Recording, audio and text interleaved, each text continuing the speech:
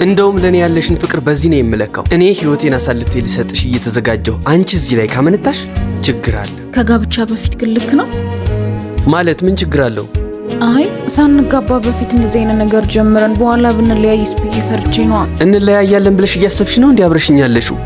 አይ እንደዛ ሳይሆን ከጋብቻ በኋላ ራሳችንን ተመርምረን አውቀን ሳንሳቀቅ በነፃነት ይሻላል ብዬ ነው። ያልገባኝ እኮ ለምን እስከዛ እንደምንጠብቅ ነው።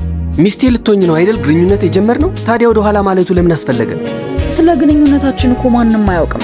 ቤተሰቦቻችን ፈቅደው መርቀው ከዳሩን በኋላ ይሻል። የሆነ መደበቅ የፈለግሽው ነገር አለ አይደል?